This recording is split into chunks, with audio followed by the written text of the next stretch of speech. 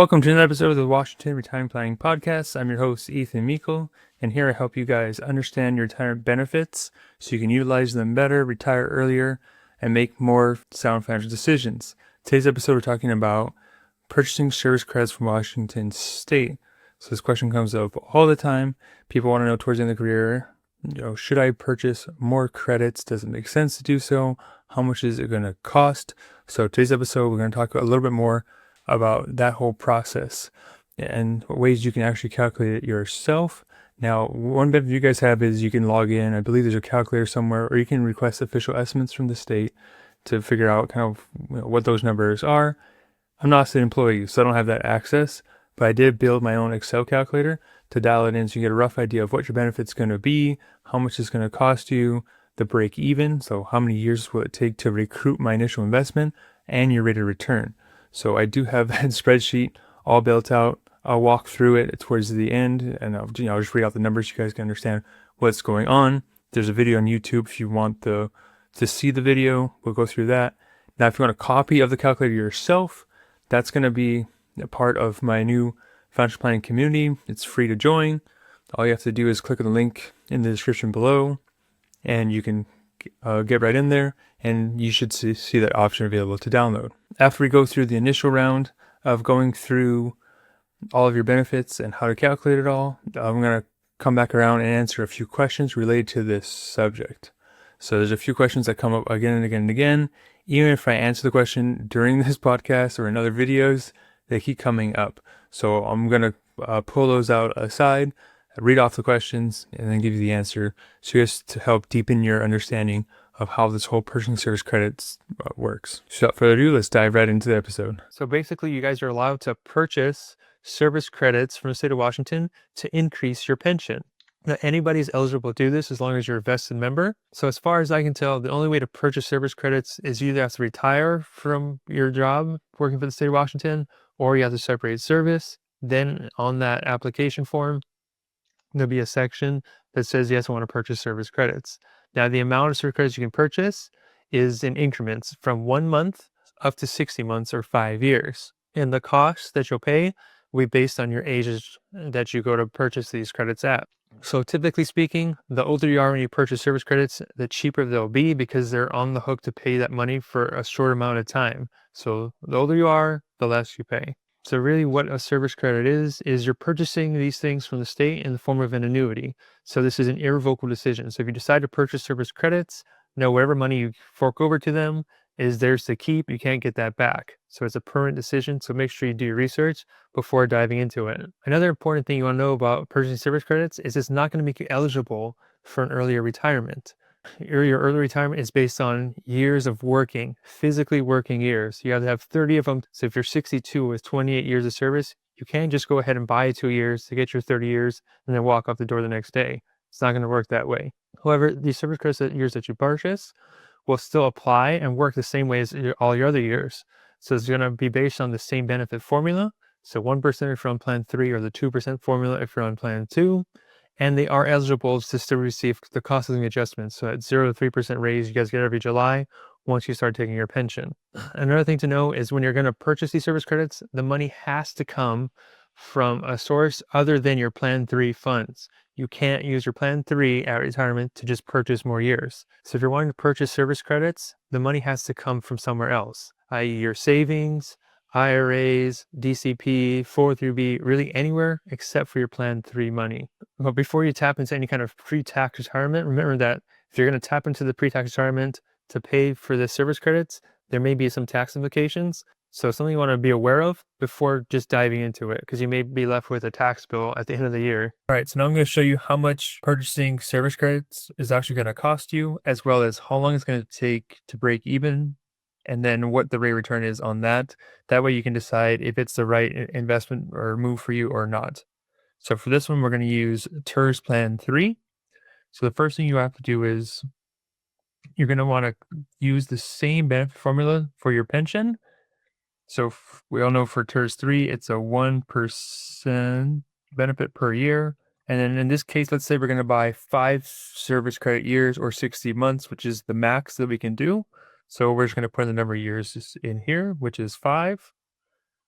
And then you're going to want to also multiply that by your average final salary. So for this formula, you want to use it on a monthly basis. So let's just say someone made $60,000 per year. That's $5,000 per month. Now let's actually calculate here. So we know we get 1% per year. So if we have 5 years that we're purchasing, we're going to get 5%. And we're going to multiply that by our monthly salary. So in this case, it's 5,000. So hit that there. We know this is $250 that we'd be increasing our benefit by. So in other words, by purchasing 5 Zero credit years, in this case, our monthly benefit's going to increase by $250 per month. How much that's going to cost me? What you want to do is take the monthly benefit amount that you're getting, and you're going to want to divide it by the administrative factor that lines up to the age that you are when making this purchase. So to find that number, you have to go to the DRS website. You want to pull up this table here. It's under the administrative factors area. So you can see this one is for TERS 2 and TERS 3. If you're on PERS or SERS, you're going to have a different table with different numbers. So for this example, we'll just use this one here. And this is, you can see 0054416. So let's flip back over and put that in. So we see that the cost is $45,942. So if we wanted to purchase just 5 service credit years at the age of 60, and our average salary was $5,000 a month, that's what it would cost us just to increase our benefit by $250 per month. Now let's see what the break even is on that. Now in order to determine break even, we're going to take the amount we initially put in and see how long it's going to take us to get it back. We'll divide it by our monthly increase. So you can see it's going to take 183 months, which works out to be about 15.3 years. So about 15 years from now is how long it's going to take to get all your money back. Now, as far as what's the rate of return on this investment, so let's take a look at it. So we're going to want to annualize it out. So we'll take 250 over 12 months because we're getting $3,000 per year. And then you want to go ahead and take that annual amount that you'd be getting over your initial investment of nearly $46,000. In this case, our rate of return is about 6.53%. So actually not bad at all, especially because that's done on a guaranteed basis. So as we live longer past those 15 years, that's how much rate of return you'd be getting on this investment. Now it's time to dive into a few listener questions. And these are questions that come up all the time. So I got a few of them here we're just going to run through to help deepen your understanding. So question number 1 is buying service credits. So a lot of people ask, how do I know if it's better to buy service credits or buy an annuity from DRS? Should I buy the TAP annuity, the PERS annuity, TERS annuity, or do I just buy service credits? Kind of what's the difference? Which one should I go with? Now, the answer is going to be, it really depends on how the math works out. You want to use whatever benefit's going to give you the highest payout possible. Buying service credits, all you're doing is adding more years, service credit years, to your pension system. So you're still going to depend on what plan you're on as far as what multiplier you're going to get, as well as your AFC. So if you have a really high AFC, maybe it makes sense to use the service credit route over the TAP annuity. Now, the TAP annuity might make more sense just because it has a guaranteed 3% cost of living adjustment. And if you're on plan 3, it could be a good option for you. So it's important to look at all your options available. Remember, you guys have 3. So you have the TAP annuity for people on plan 3. You have your own plan annuity. So that's going to be the TRS annuity for teachers or anyone on the TER system. There's the PERS annuity. LEF has their own annuity. Every system that has their own little acronym has their own specific annuity. And then you have, like I said, the TAP annuity that's only for people on plan 3. And then you got purchasing service credits. So all 3 of those are annuity options. And they're all purchased through the state. So it's important to compare all 3 before diving into a specific one, because the payments do differ. They cost different amounts. They have different cost of living adjustments and things like that.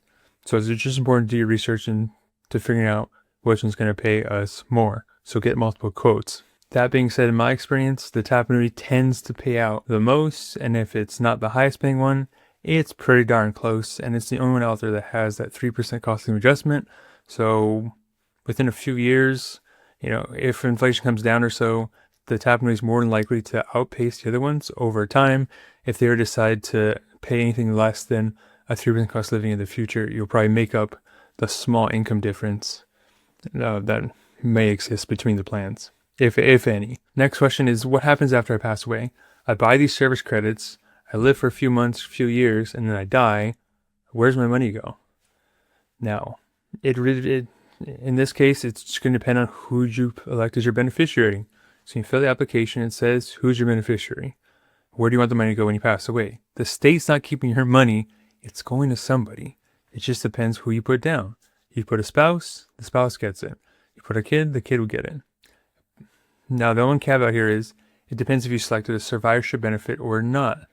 If you elected survivor benefit, you named your spouse as the survivor, the pension payments will continue on. It will just go to your spouse instead of you. Now, depending what option you picked, your spouse is going to either get all of it, half of it, or 2/3 of it. So that's that option 1, 2, 3, 4, where they'll say you want 100% survivor, 50% or 66%. That's the percentage that your spouse gets. So if you elected survivor, they'll continue getting those payments on that. If you're elected option 1, or you do not have a survivor benefit, then your beneficiary will get whatever cash is left, i.e. whatever hasn't been distributed. So if we bought service credits and it costs $50,000, and over the next 5 years we drew down, we got our benefit, and we had a balance of $30,000 left, for example, that $30,000 account would then pass on to the beneficiary. So they would get that money as essentially a lump sum. They wouldn't get the pension payments unless you elected them as a survivor benefit. So beneficiary and survivor are two different things. Most cases for spouses, it's going to be the same person. My survivor, my beneficiary. Now, the only time in those cases where the beneficiary would get money is if you were passed away, your wife or your spouse is your survivor, they pass away too. If there's someone left in the account, then it goes on to your beneficiary. So in that case, it would go to your, obviously your contingent, which would mean, more likely be kids, relatives, charity, something like that, whoever you're listed there. So in short, it's going to go to wherever you tell it to go to if there's money left. If there's absolutely no money left, you outlived the system, you put in $50,000, you received $80,000 in benefits, you won. There's nothing left in the account, therefore your beneficiaries aren't going to get anything. Your survivor will, but not the beneficiaries, because you essentially drew the account down. There's nothing left, for them to inherit. This has all been spent. Next question comes up is, can I buy service credits to get to retirement age quicker? Now, the answer here is absolutely not. You're welcome to buy service credits as long as you're vested, but it's not going to qualify you for early retirement. It's not going to make you eligible for a smaller reduction. Remember, when the DRS goes through and looks at your service credits to determine eligibility for early retirement, vesting and things like that, it all is determined on how many years did you physically work in Washington State. So you can't work, for 5 years in Plan 3, buy 5 more years to get 10 years and be vested. You have to work 10 years to be vested. Right? I can't be 57 years old, buy 5 years to get to 30 years so I can qualify for a smaller reduction under the 2008 ERF. Doesn't work that way. You have to actually work the years to qualify for early retirement and reduce benefits. All personal service credit does is increase your pension payments. Those are the 3 main questions that come up all the time involving personal service credits. I've been seeing it come up a lot more lately. I've seen some people max out buying service credits and buy the tap annuity, which is something you can do. It's not an either or. You could do both or all 3 if you really wanted to. So there's a lot of options you guys have available to you. But now hopefully you guys have a better understanding of how the personal service credits works and how to calculate costs. Again, if you want access to the spreadsheet, feel free to join the free community. I'll have it posted shortly. I just finished recording the first 2 modules for my free course that's coming out. Those will be posted in that group within the next week or 2. And those are going to be, it's raw time was almost an hour for each video. So after editing, maybe we'll get it down to 45 minutes or so. But those are free trainings. It's at least an hour and a half right now. Free trainings. It's not on YouTube at all. It's all going to be exclusive to this group. So if you want access to more content, more education, feel free to join the group. The link to join is down below. And until next time, remember that your future depends on what you do today. All right, before I sign off, just a real quick legal disclosure that we're required to say as licensed fiduciary advisors. So remember that this is a podcast. It is designed for educational and entertainment purposes only. I don't know you personally, therefore I cannot give you any personal advice. So please don't take anything that we say on the show as being personal, financial, legal, or tax advice. If you want that kind of stuff, make sure you seek out a professional so they can help you with the strategies and investments that are right for you. Also, please remember that despite the name of our show, we are in no way associated with Washington State or the Department of Guidance Systems or any other Washington employer. We are a private-owned firm that specializes in working with Washington State employees, which is why we know so much about this stuff. So remember, we don't work for the state in any way, shape, or form. So please don't confuse us as being an official representative of the state. All right, that's it for the legal stuff. I'll catch you guys all next time.